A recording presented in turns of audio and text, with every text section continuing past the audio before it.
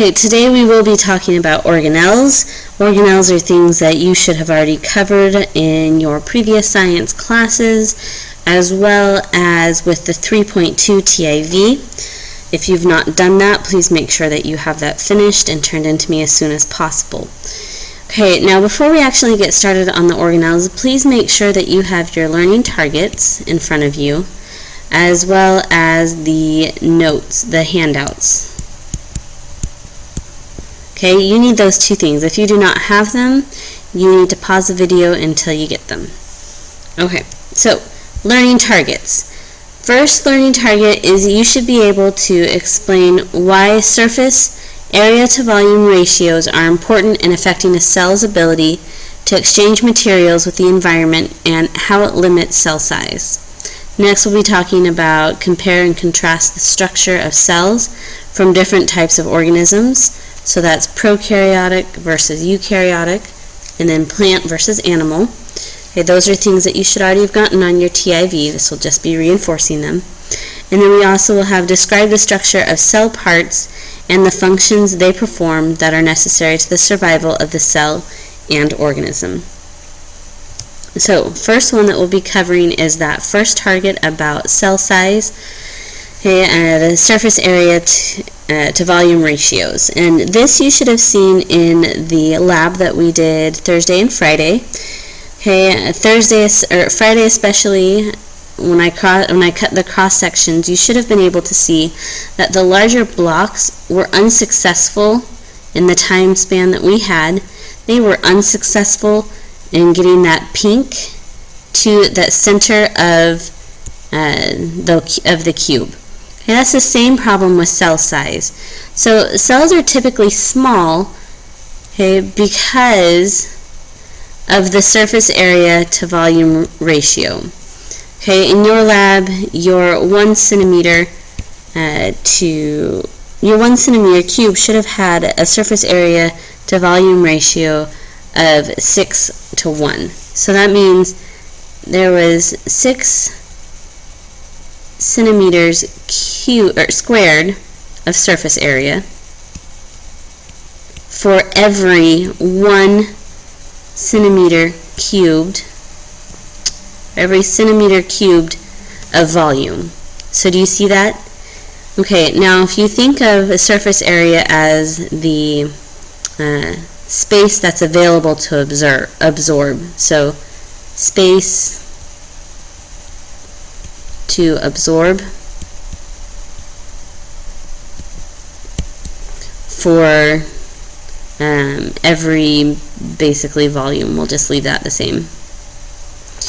Okay, then hopefully that makes sense to you that because this surface area is so much larger than the volume, okay, there's a lot more space that's available to absorb the nutrients that a cell needs. So cells are small because they can get this ratio. Well, not that one in particular, okay, but they can get a larger surface area to volume ratio.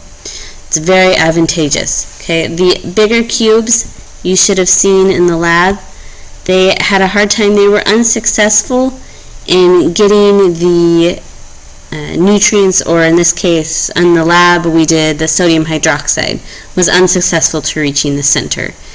Okay, that was just through simple osmosis and diffusion, which we will get to next. Okay, and a cell only needs to be big enough to handle traffic coming across cell membranes. So cell size does matter, and smaller is better. Alright, now prokaryotic versus eukaryotic. You should have already gotten this in your 3.2 TIV.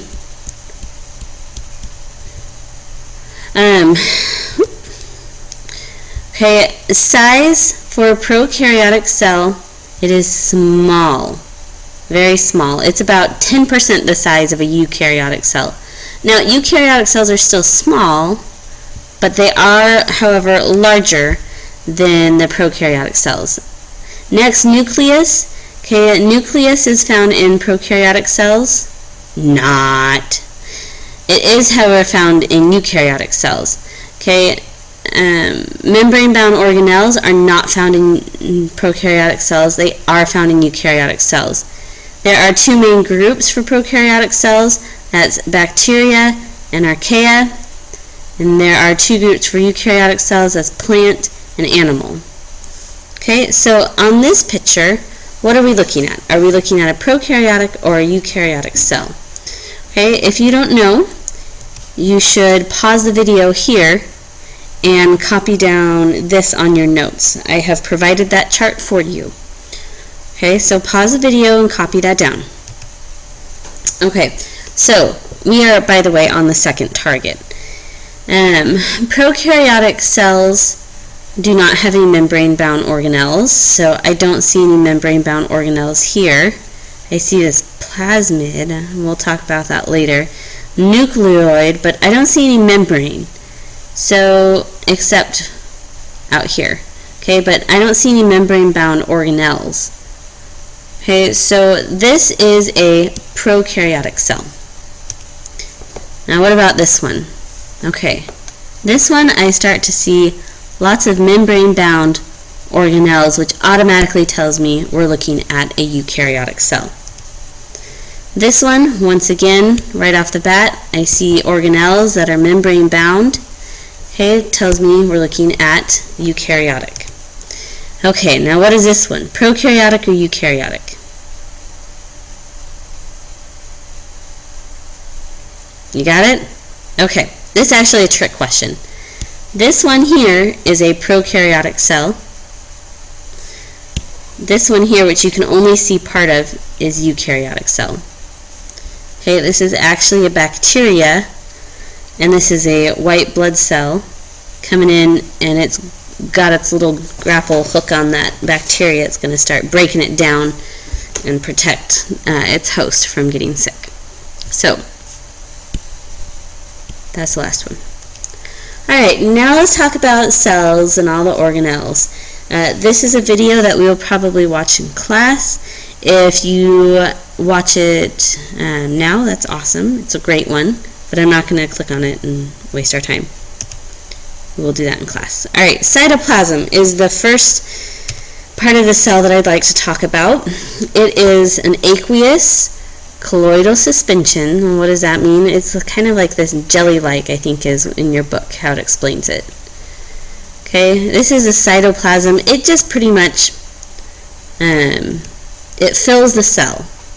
Okay, it's where all of the organelles are. They're found in this nucleus. They're not just hanging out in air. They're in this cytoplasm. Okay, and this is where most of the chemical reactions are occurring in the cell. Next, we're going to talk about nucleus. Let me get all these in here. Okay, nucleus is the genetic control center. It'd be like the brain in the body. Okay, this is where you're going to find DNA, RNA, and chromosomes, which will become important as we start talking about those later. Okay, it is surrounded by this nuclear envelope. It is a double membrane. Store that away, okay, because that's the next thing we'll be talking about, are membranes. Okay, it's a phospholipid bilayer. So if you remember a phospholipid from our macromolecules, phospholipid was this funky looking thing. Okay, the top of it is polar, which means it likes water, and the bottom part is nonpolar, which means it is not going to like water. Okay, and because it has these properties of polar and nonpolar, the tails are going to try to hide from water, and the heads are going to be pointing out towards water. Okay, see, I've got space. Hydrophilic. I think that has two L's, but oh well. And that one is hydrophobic.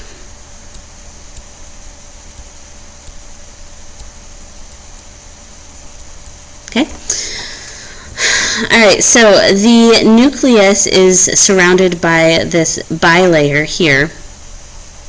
Okay, and it's a bunch of phospholipids, with the tails pointing towards each other and the heads pointing out. It keeps water out, and it keeps pretty much everything Not everything, but it keeps a lot of stuff out. Alright, now nucleolus. Nucleolus is this special little place inside the nucleus. Okay, that is where ribosomes are going to be put together. And then we have these tiny little places here. They are called nuclear pores. And just like you have pores in your skin, okay, these are little holes that can allow a controlled flow of materials in and out of a nucleus. Alright, next we're going to talk about ribosomes. Okay, these are ribosomes. This is a large ribosomal subunit, and this is a small ribosome subunit. Okay, ribosomes are made out of RNA and protein. Okay, there's a small subunit, which we talked about, I showed you, and a large subunit. Okay, ribosomes are important because they assemble around RNA, and they help assemble, off of that RNA, they assemble a whole bunch of amino acids together and make, what do a bunch of amino acids make? They make protein.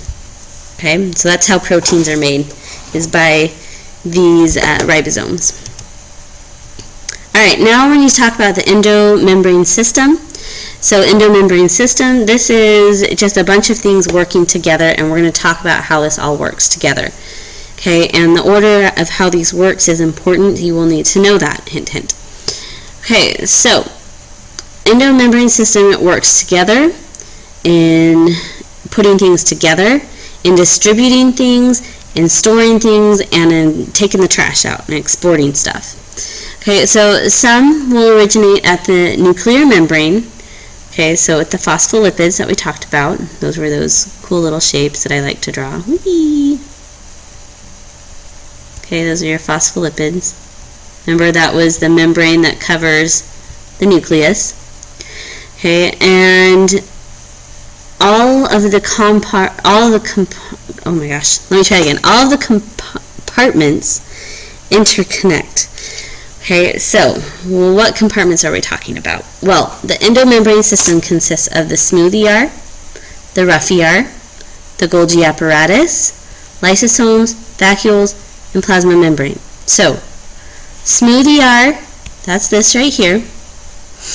The rough ER, found here. Golgi apparatus, it's here.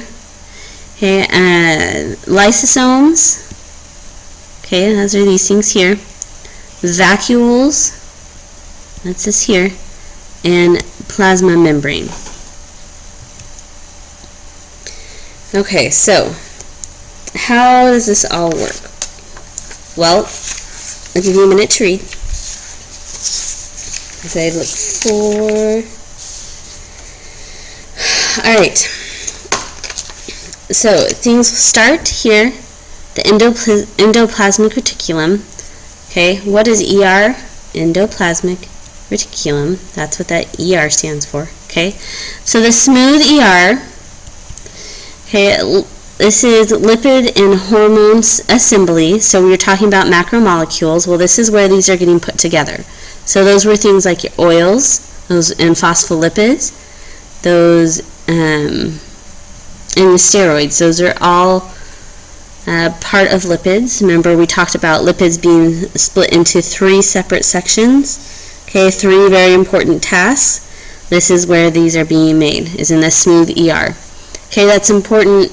Smooth ER helps detoxify drugs, which is important if you don't want to die. Helps break down and detoxify alcohol and other harmful chemicals. Okay, this is also, the smooth ER is also where calcium is going to be stored. And like we've already said here, okay, phospholipids are going to be assembled in the smooth ER.